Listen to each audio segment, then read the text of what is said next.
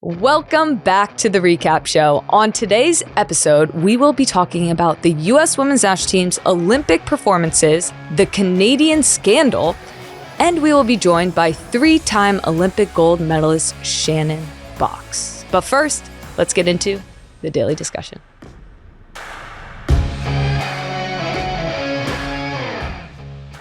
What's up, everybody? And welcome back to the recap show. We are so excited to be here, fresh off the USWNT win 4-1 against Germany. And it was an epic game. So excited, so much to talk about. Wow. Just wow. So proud of the team. It's a huge win. There's always a game in your bracket, in your group, that feels like that is the game that's going to tell you how you're going to perform in this tournament. Germany, such a strong opponent. For us to come out and thrash them, it made it feel like this game wasn't that game. We looked far superior, and the result is amazing. And this is a good German team, like a very good German team. They showed it in their first game against Australia with an emphatic win. And this is a U.S. women's national team that from the outset of this game came to play. And they were not shy. They were brave. And they had showed so much confidence in every single position around the pitch. I mean, I think for the very first time since that I've watched this team, maybe ever since I was on the team, I feel like I'm watching a team that I'm starting to believe in that could go the whole way. Yeah, and that has like a thing about them, you know, that you kind of know what to expect when it gets in certain places of the field, and you kind of know what the groupings look like, and the personalities are starting to shine, you know, and it seems like everyone's kind of finding a little bit of themselves in this tournament. And you know the front line is feeling themselves when you score the types of goals that we scored tonight. When you have a player come off the bench for 7 minutes and get a goal, wow, she's feeling great. Yep. When you have somebody following a shot, which is basically what you're taught when you're 5 years old, like always follow a shot, and yet you never do it. Yeah. And if you do, the ball never comes to you. And the ball fell to Mal Pugh for that second goal, and I was like, this is a team that believes that they can win. Yeah, and like for me, there were like some question marks about like decision making in the final third and getting it right. And like already there's so many good learnings that we had from the first game that we saw instantly in the second game. You know, I had pointed out like one decision making that had happened where I said like we need to look for the further option on our crosses, and all of a sudden we're playing with our head up, we're looking for the furthest option and another goal, you know. And I think that that's just showing a team that's super eager to learn, to adapt, and wants to grow into this tournament. I mean, you would never have thought that this team, we were talking about them not being able to score just before the tournament. Oh my gosh. It's like a long forgotten thought. Well, I think what's so scary is what we've all known, is we've seen each one of these individual players do things that honestly we're just in awe of. But all of a sudden, we're seeing them do it all together and to complement one another. Like that should be scary for any team. This is no individual up against the world. This is an attacking unit that is just revving their engines to go. I love it. I think it is a front line and an attacking team to be feared. And now we start to prepare. We start to prepare for game 3 against Australia. What do you think? Yeah. I mean, I actually just want to go back. Like, it's not just the front line that is like attacking and ready to go. I always say like you need a good defense in these championships to win championships.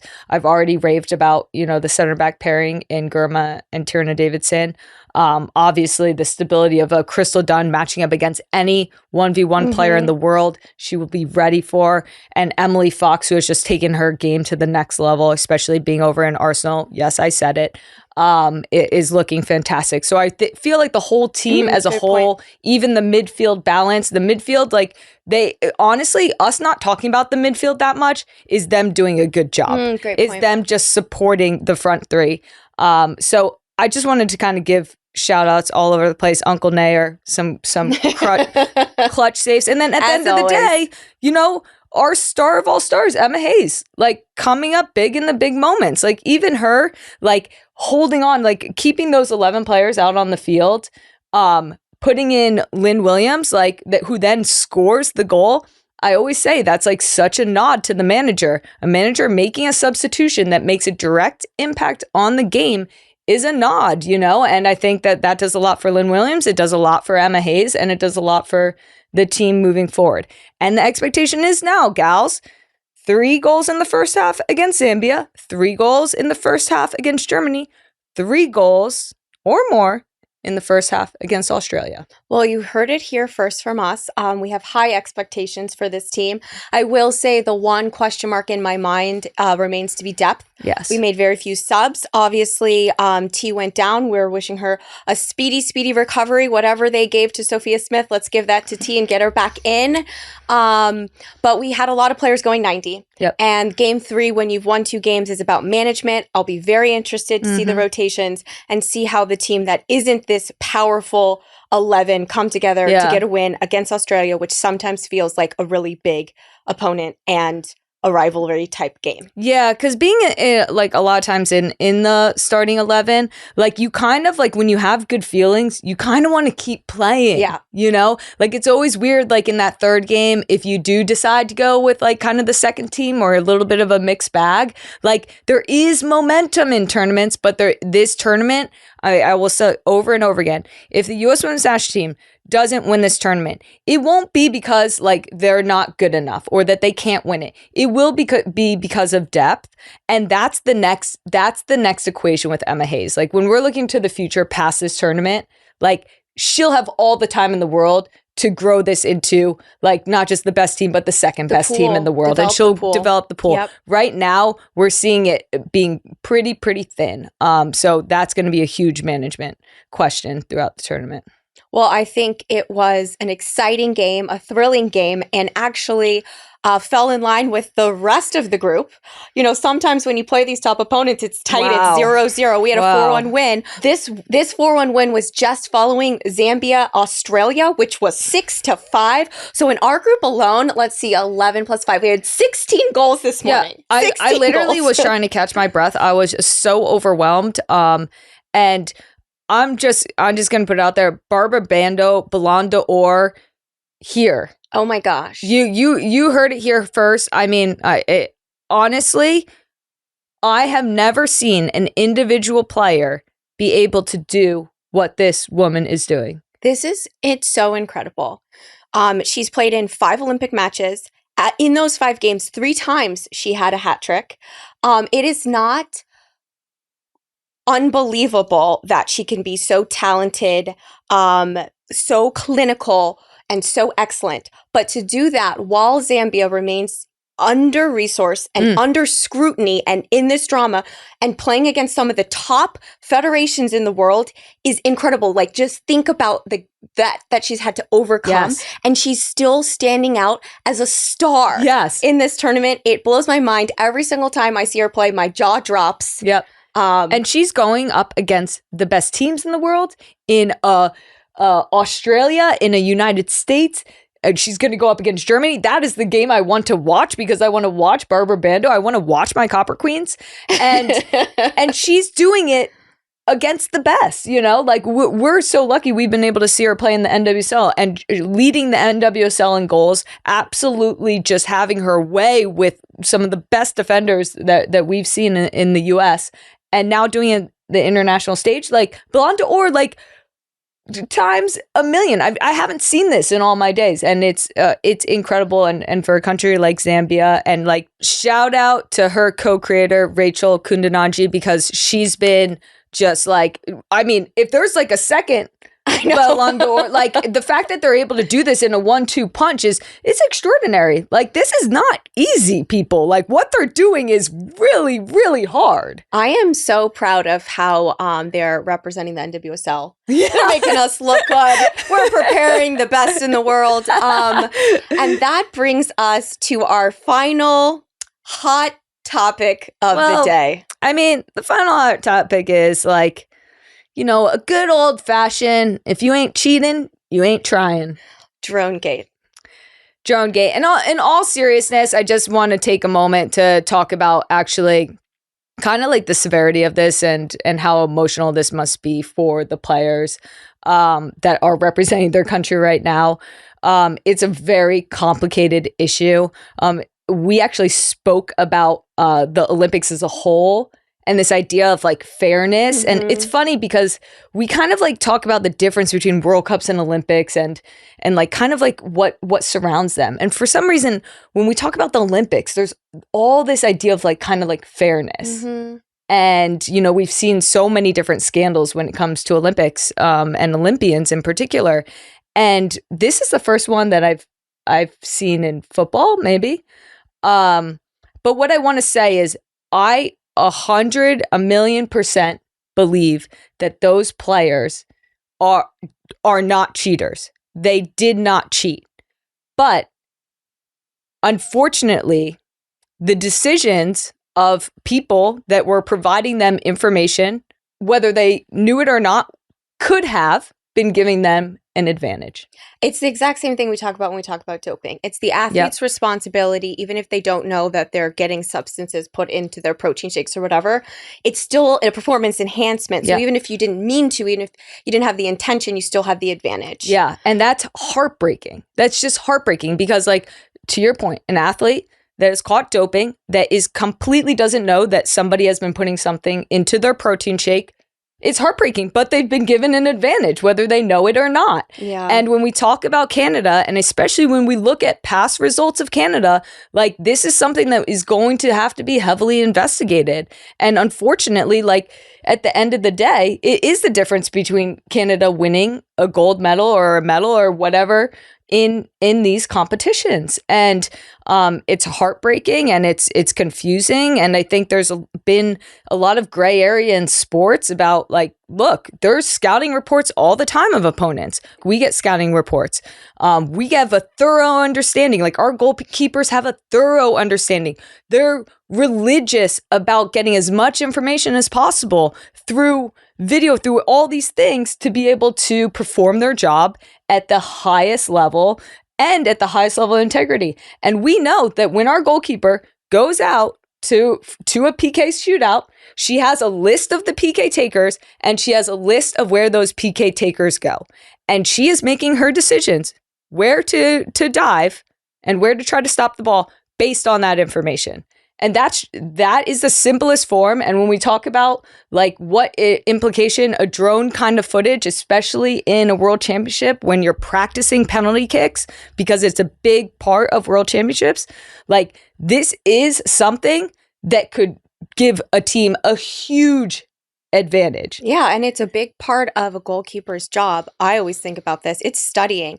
They're studying penalties. They have sheets out there behind the water bottles that are telling, like they have to keep everything in their mind. You know, it's a game of inches. But if you think about when Canada won gold, they won the quarterfinals and the finals on a penalty shootout. Yeah. So I think the whole entire investigation and drama is outrageous. So we're now talking about, you know, taking away medals. We're now talking about, you know, different results. Potentially, if there is an investigation and anything happens, you know, Sweden will win gold. Yeah. Yeah. And that will be a strange thing for Sweden, who mourned the loss of their gold medal dream. I think everybody mourned it because they were the best team in that tournament. Yeah. You know, and like, and it seems crazy that we're talking about that now in this Olympics, but it is like systematic. It seems as if this is a systematic thing that has been going on for quite some time.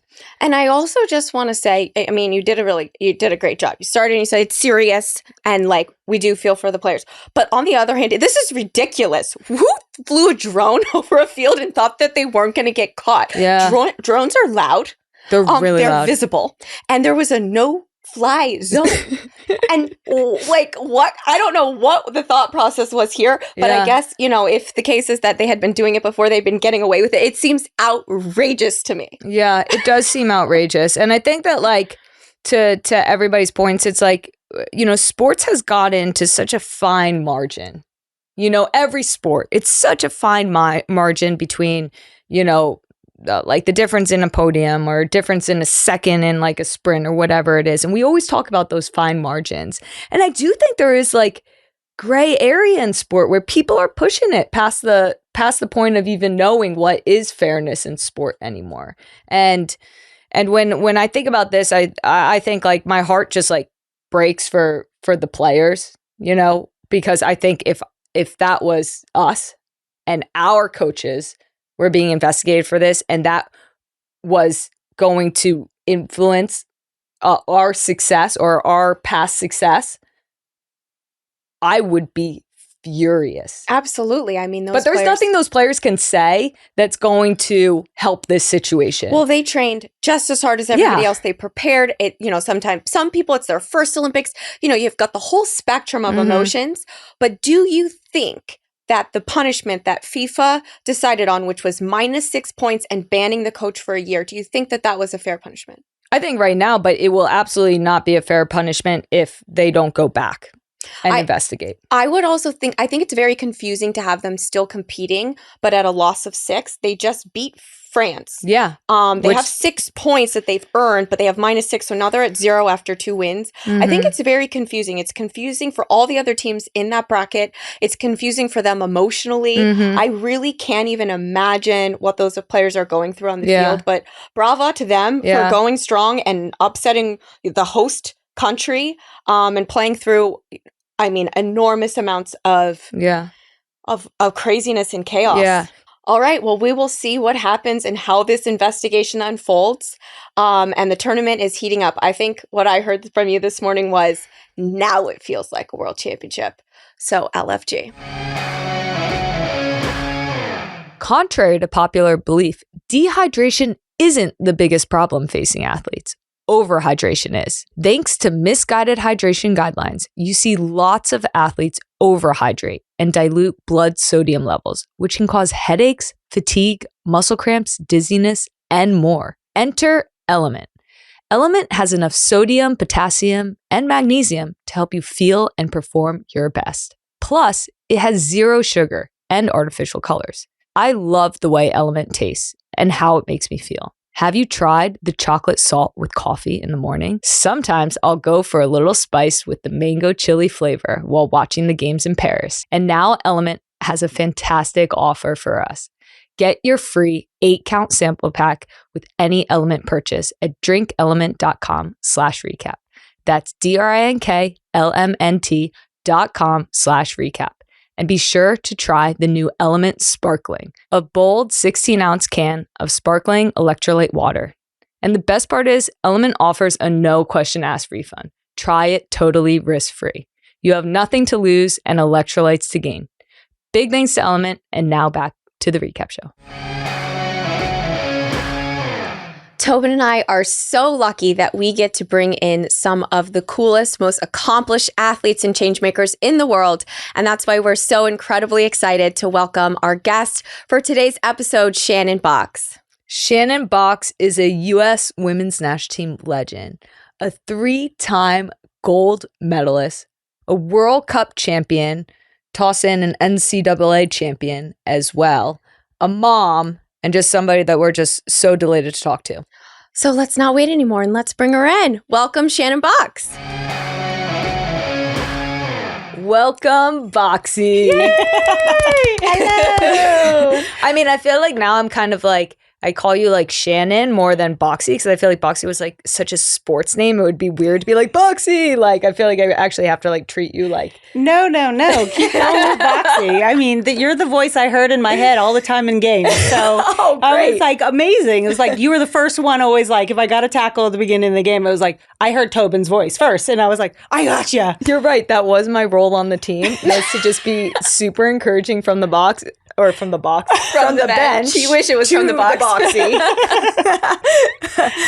But you were a very easy person to cheer for.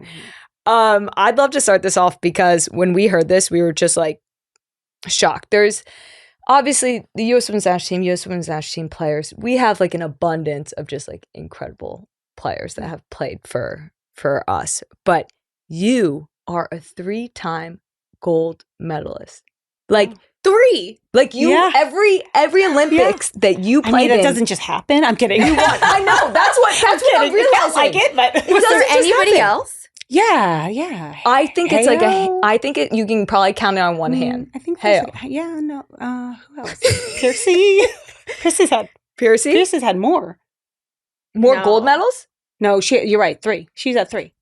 I mean, so yeah, there's a couple of over us. 12 years. I mean, it's yeah, a that's long crazy. time That to is be at the crazy. top. I mean, when you first go, you're like, this is my one and only. And then you're like, okay. But every Olympics was so different. Yeah. So different. And, the first one's with the 99ers and it's their last tournament. Yeah. And you're like, okay, we're doing it for them. And then, 8 comes and Abby goes down in the last game. And we're like, okay, well, she scored every single one of our goals. What are we going to do now? And you see Angela Hookleys, who comes in, and Tarp and all these players that stand up and we had so many players that scored in that tournament. Yeah. And then, 12 is just so different. It was London, but I got hurt in the first 15 minutes of the game. Didn't play again until the final. Oh so like weird for me as an individual, but like also they're cheering the team on and who's playing great. And it was just, what a great tournament that was. That was the sad one though, because I really wanted to play in some of those stadiums. Oh yeah, iconic. Oh my gosh, so iconic stadiums, and you're like, why couldn't I play? So you won gold every Olympics you were in. Yeah, I mean, all you know is gold. I was gonna say, I feel like we should just call this. Then you had the World Cup, and you're like, dang it, missed again. Dang it, missed again. Well, you guys, it's like, 2. Okay, I got. Yeah, we're 2 for 2. Yeah. Oh no, I'm 2 for 2.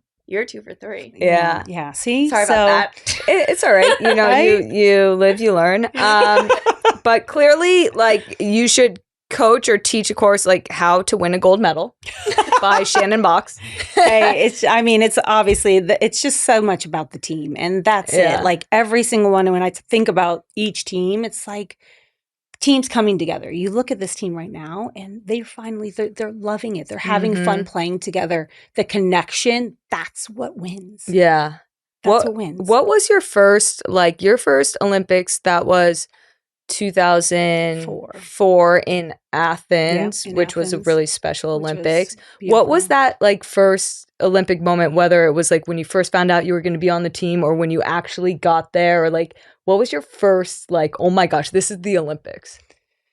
We went right into the village. So we actually went, we got to go right into the village. We didn't get to we slept there one night because it was to get all our gear and train. It wasn't like, so we got to experience that and we got to see other athletes walking around. That's and it gives you the experience of like what the Olympics is about, right? Yeah. How many athletes are there? So many aren't going to win a medal, but it's the idea and the honor and the work that you've done just to even make it. Yeah. And I think that's the difference between that and a World Cup, right? The World Cup is special for all the soccer players because it's the only thing everybody's focused on you.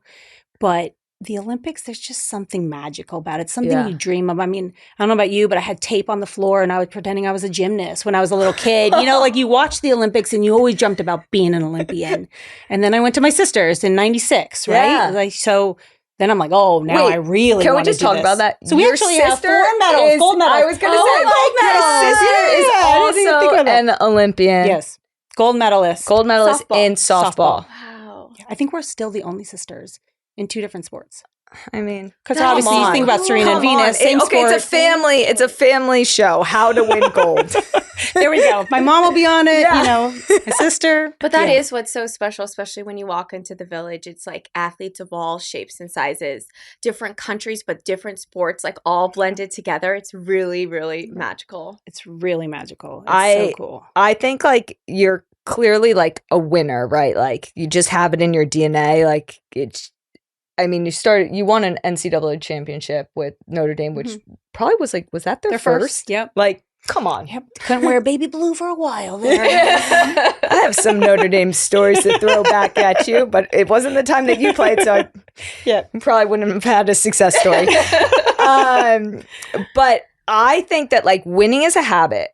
And before you can win, you like develop like winning kind of like a lifestyle. Like it's the way that you train, it's the way you live, all these things. And I remember back, and like you're not going to remember this, and you can use the header thing. Too many headers. We had Abby Wambach on the show. She said the same thing, and Kristen and I, we can't relate to that. That's definitely not too many headers. Are still there. That's why you guys are so smart. We don't remember too many things either, for other reasons. But okay, so I was a young player. You were this veteran player at the time for me, and I remember it was one of my first camps, and I saw the rooming list and it was like Shannon Boxx, and I was like, oh no. Couldn't I just be with somebody just like a little bit more like disheveled or something? Disheveled. So I'm like, okay, here we go. Like, and all I'm thinking to myself is like, just copy what she does. So that's a good plan, right? It's a great plan. I mean, little Tobin, she like, there was something going on in here. And so I remember like you would start getting ready for bed, and it was like it was early in my mind. Very professional. It was early in my mind. I'm a night owl, okay? And I remember like you started getting ready for bed, and I was like, just like immediately like I'm getting ready for bed. So I'm getting ready for bed, and you like get into bed. I get in bed. We turn off the lights, and I just remember just laying there, just like completely wide awake, just being like, "This is what you got to do. This is what you got to do. Just turn on a light." That is amazing. And that's just like, I'm so sorry. I think everybody was so afraid of me, though. I think it's so funny. It wasn't afraid. I think it was respect. I guess fear and respect can reverence. Okay, that's much better. No, word. you had a great reputation. Well, I just know the way I played, and so I just remember everyone was afraid of you on the field. And then they were like, "Oh, you're actually really nice." And I was like, "What do I have to do?" On the field, of course, we were terrified. Yeah, for sure. I mean, between like you and Rachel Bueller, it was like I never met two people that could be so distinctly different on the field than they were. That's true. Oh my gosh, Rachel, for sure. You know? Yeah. So funny. Okay, so Tobin started this with winning is a habit. Yeah. And you have to kind of cultivate your winning habit. If you could speak to how you did that and give us a little tip. Oh my goodness. What's the secret to your success? Honestly, for me, it was more of just like proving to myself. Like it wasn't to prove to other people, it was to prove to myself like that I could do this. Like I was 26 when I made the national team. Like my dream was to be a professional athlete, to be on the national team. And it was just something that just I didn't give up on it. And I think, I say my superpower is resilience. Wow. So I think resilience is really what becomes and makes you a winner. Yeah. And then I look at like team winning. Like I couldn't do it with, I didn't win these gold medals by myself and everything. And it's like, if everybody plays their role to the best of their ability, we all win. And I think those are the teams that have been successful, is when we've all thought that way. Yeah. It's a level of humility in the team. It has to be. And it's hard. And you look at like a player like Lynn Williams, who's literally, totally, we've all been there, right? In that role. That role. It's a hard role coming off the bench. We're talking about like a top scorer, like of all time in the NWSL. Right. Coming off the bench. For 7 minutes. And scoring, but like doing her job and interviewing her, her head is exactly where it needs to be. It's like, I'm going to make it difficult for you to make these decisions. I'm going to keep being ready. And that's it. And I think for me as a younger player, I wasn't making the national team. I wasn't doing it, but I just was always ready because I wasn't ready one time. And I got called in and I was like, oh my gosh. It was when I was playing with San Diego Spirit. It was after the first year. I'd played really well. And I was like, off season, having fun. Imagine that. And guess who called? And I was like, oh boy, like I am not fit. I'm not ready. And I went in and I didn't get further than that one camp. Wow. And so from then on, I was like, well, this is what I want. I need to make sure I'm ready at all times. What a lesson. Yeah. I mean, we talk about this, you're like an outlier, making the national team at 26. That's like, you graduated college at what, like 21, 22, and played professionally. Yeah. But like having that resilience to keep going, to keep believing, like at that time when, we're not talking about the like types of opportunities in club football that we're talking about now. Right. Like that's a different like mental monster. Well, the reason that it's so impressive is because the level of resources for the national team is so much higher than club. So in order to stay and sustain yourself at a club level, basically on your own, when you don't have the training, the opportunity, you have to actually bridge that gap yourself. Right. And that's incredible because, at that time it was the US Women's National Team getting more resources than everybody else. So if you're not in there young, every year that you're not in, the gap widens. Do you wonder if you could have been a better player if you had been? Like, do you say to yourself, like, if I was like in the youth national teams at a young age and was started with the national team, like what could I have done? Do you ever think about that? I don't think I do. No, because I think that it made me hungry. It made me want this. And like maybe if I was, it's like when you win everything, you're always the best. You can get Totally. lazy. You can get complacent. Like, and so for me, it was always, I was hungry. I was hungry to prove and get better. And so I think it actually worked out the way it was supposed to work out. Yeah. And maybe I wasn't ready. I don't ever say like, oh, they just didn't pick me. And I just think I wasn't good enough then. Like, wow. I just wasn't. And so I worked on my fitness. I worked on all of these things that I knew I needed to work on. And I got better. Yeah. And so, my resilience got stronger and I had to fail. We all talk about it, but it's hard. I talk to my kids all the time. You have to fail. We don't let them fail. Yeah. We always want to protect them. Yeah. And we have to fail. Mm-hmm. And that's sort of the beauty of sport, right? Mm-hmm. What I hear in your resilience is I also hear confidence. Because so many of us, when we fail or when we are in that moment where we need to be resilient, we are hearing the message that we're not good enough or that we can't, and we believe it. Yeah. But what you're saying is like, oh, maybe I wasn't good enough. And so I trained harder. And so I closed that gap. Mm-hmm. And that takes a lot of confidence and self-belief. Yeah. Mm-hmm. Yeah. It does. And not to say that I didn't cry my eyes out when I didn't make something, and I did, and I let myself feel that. But then it's like something has to trigger. Something always triggered me to be like, no, coming back from injuries.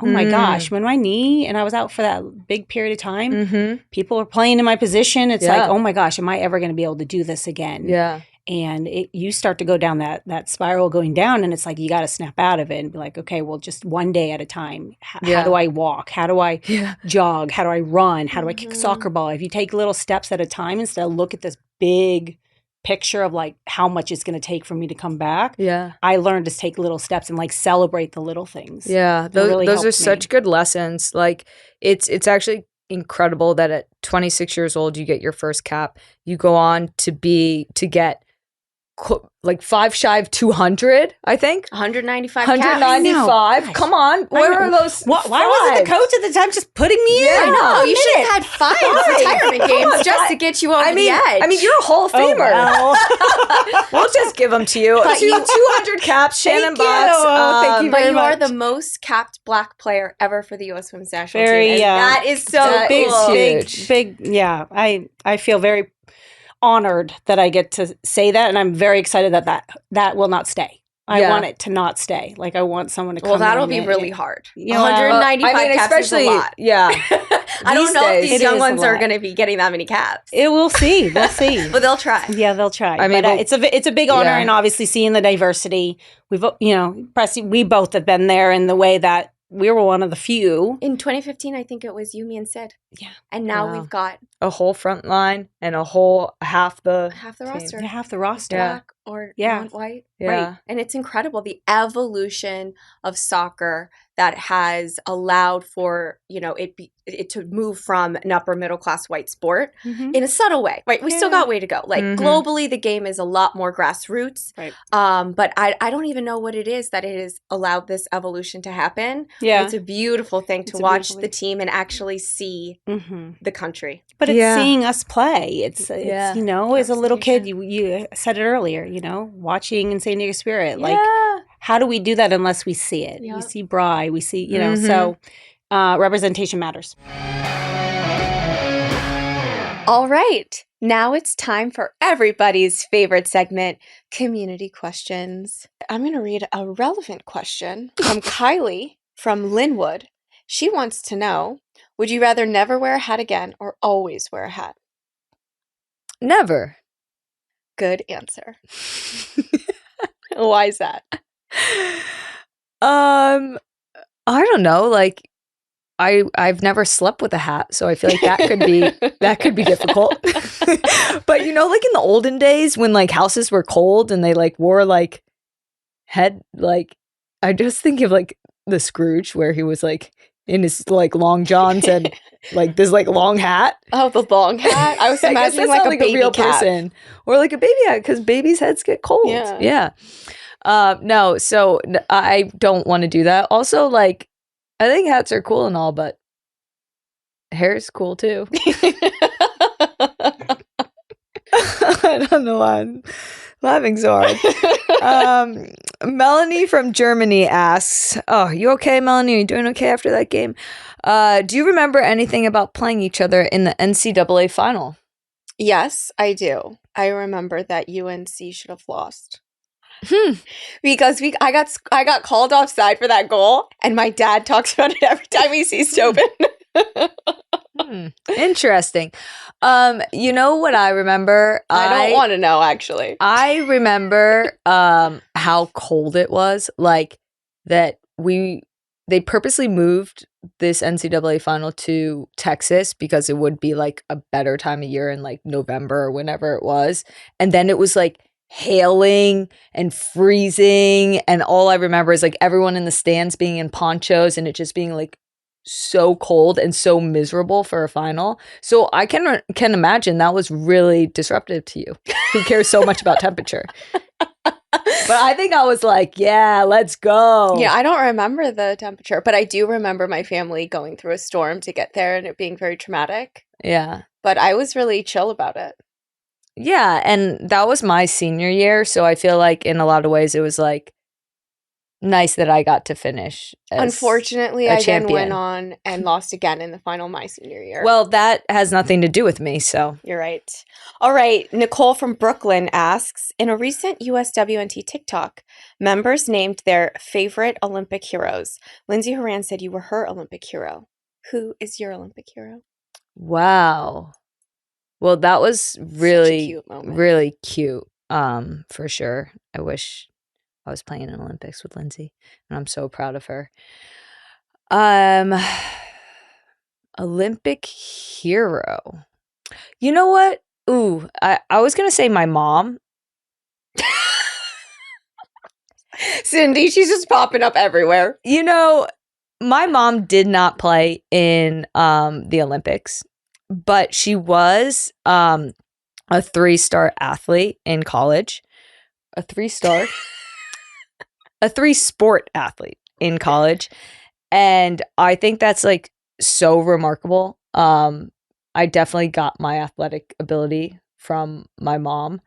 And the Olympics meant so much to her. Like I even like after the opening ceremony, she was like, wow, like with all exclamation points. And like I think she instilled in me like this dream to be an Olympian because like she just cared about so much. And I think it was almost like out of her reach as an athlete. Like if she was me now, like she would have been probably a 3-sport athlete in the Olympics, you know, like that's how much I like hold her as like kind of her athletic abilities.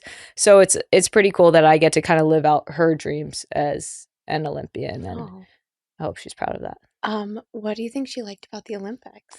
She loved when everybody was on the podium, and she loved the national anthem, and she loved when players put their hand over their heart, and she always said she loved when people sang the national anthem, that it just like I think that's the moment that always kind of like gave her the chills. But yeah, I think it's just like kind of the feeling of togetherness, like the world as one. Like I think that's what Cindy resonated with. Oh my gosh, it's so most. beautiful. Yeah. Hi, Cindy. All right. Well, that is today's community questions. Thank you all so very much for submitting your questions. If you'd like to get your question on the show, you can join our membership. Our membership is a beautiful place where people, sports fans, change makers around the world come together to watch games, for thought leadership, to experience their activism. So we've got exclusive content. We have a Watch With series going on, so you never have to watch an Olympic game alone, as well as the debrief where Tobin and I immediately react to the USWNT games just minutes after the final whistle, which we are doing live. Eek! But join our membership to check that out, and thank you all very much. We love you, Reimaginers. For those of you that don't know, Boxy is from the South Bay, so same area as I, and she actually trained me, which she doesn't know or remember, so I clearly wasn't that good as a young one. No, you weren't. But I have this photo watching you play for the San Diego Spirit where I have this long braid, and I'm like looking over the gate and trying to get your autograph, and now here we are, lots of caps, some trophies with the national team cheering on the next gen, and I think it is so important to just continue to emphasize that you want to see someone like you doing it. Yep. And you were that for me. And we played on a team that was majority white. And it's just now, I think this is like the first team where it really feels like a fully diverse team. And and it represents all of the United States. Yeah, it really finally does. which is so cool. It's so beautiful. Yeah, it's really beautiful. And I would say that's intentional, like what your parents did probably to have somebody that represented. For sure. We were following Shannon Boxx by design. Shannon Boxx, like they were like, who can Christen look up to? Yeah. Like they were looking around and it was Shannon Boxx. Yeah, we're in Portland, so Sophia Smith is a huge thing for my daughter. Exactly. Someone that looks like her, like, doing great things. Too bad I didn't watch your heading prowess and take anything from that. I know. You became a goal scorer. Yeah, I definitely wasn't that. So, we I find said I can do it, but I'll do it my own way. Our own personalities, our own good qualities. Speaking of qualities, Shannon, you were kind of before your time of this big kind of like explosion that, we're all like, oh my gosh, women's sports, but you were, I think it was in 2005, you were amongst the best 3 players in the world. Did you know that? I did. Yeah. I was very Marta, shocked. Very shocked. Yeah. As a true defensive center midfielder. As a 6. And I think that just speaks to the qualities that you had as a footballer. You were the way the USWNT national team played, where they just bullied teams, but what you had this grit where you won everything. The midfield was so dominant, everything in the air, your iconic tackles on the ground, but then you had the diagonal. The diagonal. To we missed that diagonal. We missed the diag, I know. We don't do it as much anymore, do we? I'm we were just talking about that even today. faster players than we had before. Right. And we don't have the diag. I know. What's going on? I don't know.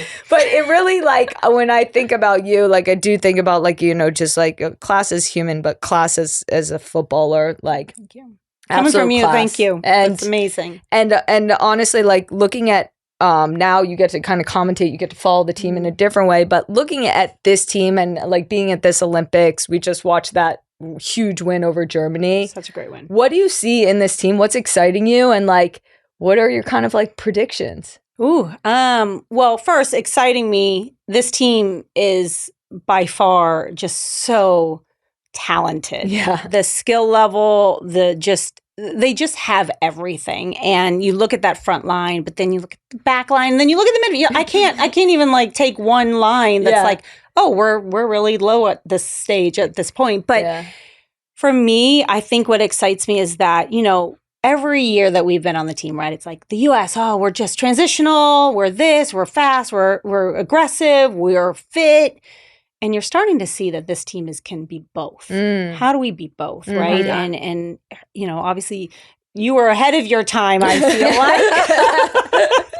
So it's having that style and having that ability to be super composed and patient. And I saw that in the game today. I don't know if there were times where in the past, it would have been Rose had one, she's facing the wrong way. She would have tried to turn and hit a ball. Rose is a bad example because she wouldn't do that. But the team would do that, right? Yeah. And instead it was no, let's just recycle the ball and let's keep it and let's be patient and let's find the right moment to go to goal. And I think that's an Emma Hayes thing. That's her coming in and saying, this is the style of play we want to play. We're going to use our transition. We're not going to lose it because that's a huge part of our game. But we're also going to bring in this. Yeah. And I think that's what's been really exciting to see, the connection up front, but throughout the whole team. I mean, and then you look at young players like Germa. And okay, here's the next leader on this team. Yeah. And how cool. So exciting. And she's so good and so composed and for being so young.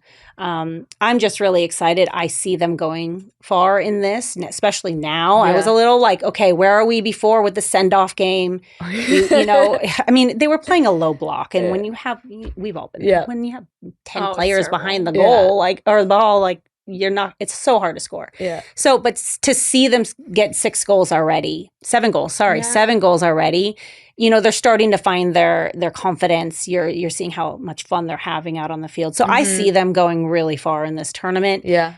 Do I know if they're going to win or not? I don't know if they're, before this tournament, I said, I don't know if they're there yet. But now you want to believe. Now I want to believe it because of the way they're playing. We can't not, right? It's just in our DNA. It is literally in our DNA. I know. And Julie and I both said, as players, we're going to win. Yeah. Like that would be my first response. Yeah. But, sitting back and kind of watching, Emma just started with them and she talks about layering in all these different things and they're not probably even going to get to all the layers before this tournament's even over. Yeah, they just have to get to the most important priorities. Yeah. So as we see this team continue to evolve and then the next so many years and then the World Cup, that's where I want to see them be at their, they're not even at their peak yet of what they can be. I mean, before the tournament, we were talking about them having a hard time putting the ball in the back of the net and the fact that Emma had been their coach for 2 games. And now that feels like ancient history. Doesn't it? Yeah. It feels like she's been there forever. Exactly. Yeah, talking about her impact and how they've all connection takes years. Yeah. It takes a pool of development. But the thing is, these players and a lot of them, have been playing together, but we just haven't seen them actually gel. And that's been the missing piece, right? Seeing them all be at their best, but also collectively be at their best. And I still think it's just the beginning. I think it's just the beginning, too. Which is scary. It's scary. But the amazing thing is it's a buy-in. That's all it is, right? The whole team is buying into anything Emma says now. And that's...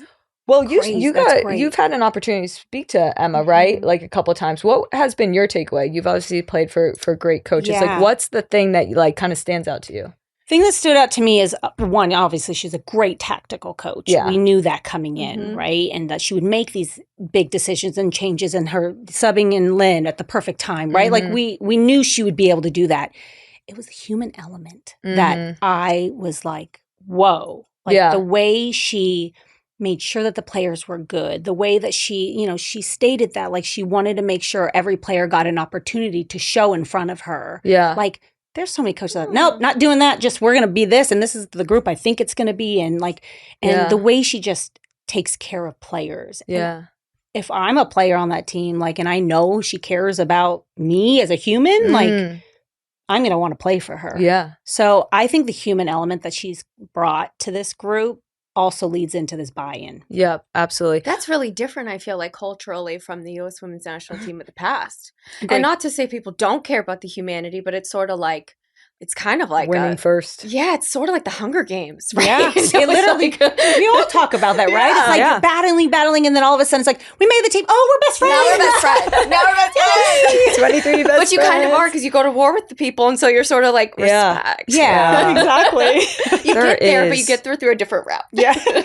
So much respect that happens, going through world championships with people. It's just nuts. And I want to ask. Okay, so over 12 years. 3 Olympics and 3 gold medals. Is there anything that you could say? Because I heard you say the teams were very different. Mm-hmm. Is there anything that you could say that was similar, like a winning ingredient? Ooh, that's a really good question. Because I want to know. Because then I want to know if this team has. You're Shannon Boxx. That's true. That's a good one. I did not say that. This team does not have that. She's winning ingredient.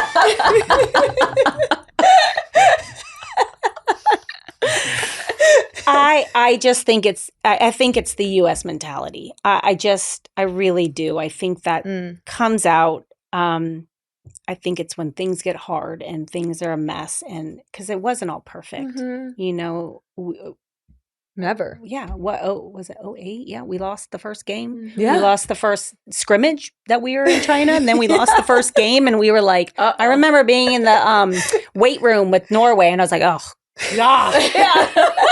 Why are we in this room right now? After the game, I'm this is the last place I want to be. Yeah. But I just think there's just this winning mentality. We talk about it. It's a U.S. mentality. And it has to be, it has to be the only thing. Because it was different personalities. It was different, different abilities. So that had to be the sustaining thing. But I love that because it's not just the everyday mentality. You're saying when things go wrong, how do you respond? Mm-hmm. And when I think of the world championships I've won and lost, that is the defining moment. Every world championship we won, we had a shit hit the fan moment. Oh my gosh. If it was a game or if it was a goal against or if it was something off the field. Off the field drama. Yeah. Sorry, there was a lot of drama. There were books written. There was wild headlines. There was tweets. Always great on when the books came out. You were like, wonder what's in there. I loved it before social media. When it came out in 11, I was like, oh, God. I know, right? It was so great before. I had no idea what people were saying about us. I didn't even know our teammates, you know? So great. Now, everything's out there. I'm Everyone's just a aging brand. myself at this point. But, but I agree. I mean, I look at 19 because here I am. I'm not on the team and I'm watching on the outside. And it just, you were so connected. Yeah. As players. It didn't matter what the coaches were doing. As players, you guys were just in tune. Yeah, and I could see it from the outside. Yeah, that was a question we wanted to ask you. Like, obviously, coming off of 15, winning 15, like retiring. Yeah. Like, what was that experience like then seeing the next team win? Well, you didn't in 16. Oh, we lost big time. Don't mention 16. Well, I was bawling. Oh, you were? Oh, because for you, you're like, that's my Olympic streak. Just pull it out the drain. Oh, that was such a terrible. That was a terrible tournament. That's when you knew. You were like, it was me.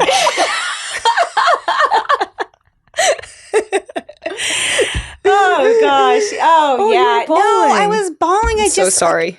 Well, I knew how much it meant. Like, and I knew how much you all worked, and you were still my teammates, and it was just, yeah. Actually, that was me in 23 World Cup. If you watched the recap show, I was distraught. God, oh. I was a wreck. That was your streak. Yeah, I was a wreck. Yeah. So, but yeah, I think besides that, transition was hard. Yeah. I retired at 38. I had my daughter before I retired. You were a mom. I was a mom. Yeah, which is huge.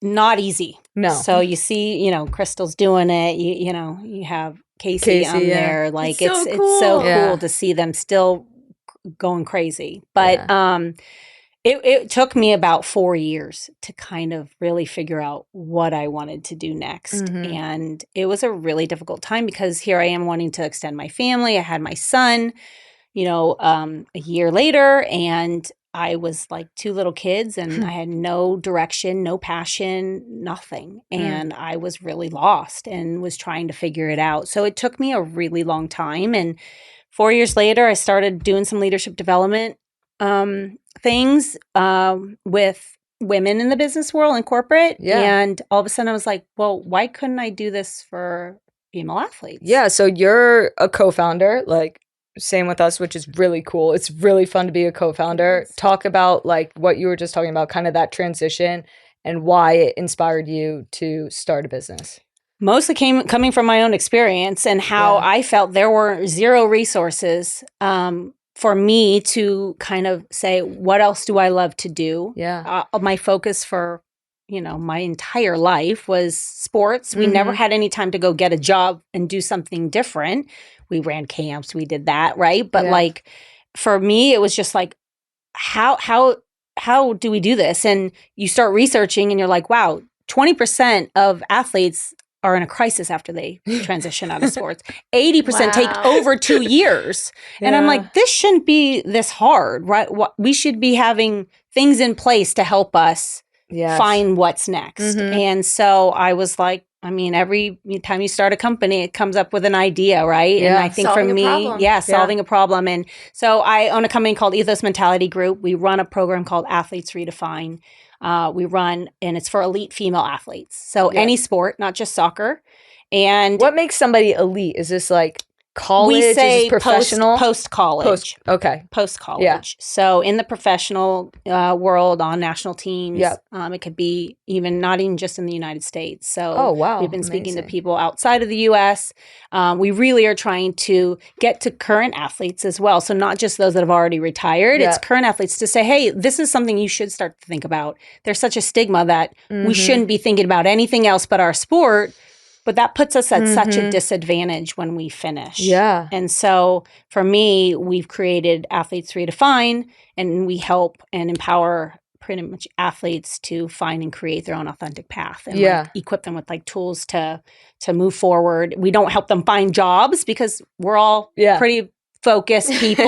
I think once we have an idea what we want to do, we're going to go figure it out. So we really work on that mental side. We work on the athlete identity. It's a big piece. That was what I felt like I lost immediately. My teammates, my role, everything. And so when you're like, I don't know who I am outside of my sport, that's a big deal. And so we really focus on that. Wow. Well, congratulations. That's a Thank you. huge niche that you're filling. And I know it's so needed. So pro athletes out there, there's a resource for you in Shannon Boxx. Yeah. I wish we could go into your beautiful story. I would love to have you back. And so we can talk a little bit about your life. There has to be a part 2. There's going to be a part 2.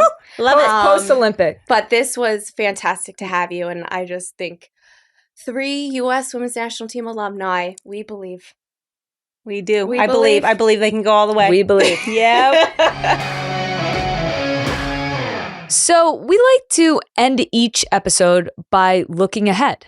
This is my Paris prediction. Today's Paris prediction is focused around the matchup of Zambia and Germany. My prediction is Barbra Banda scores, Germany wins, and the U.S. Women's National Team will face Germany again sometime in this tournament. And the result may be different. Want more of the recap show? Never miss an episode by subscribing on YouTube and wherever you get your podcasts.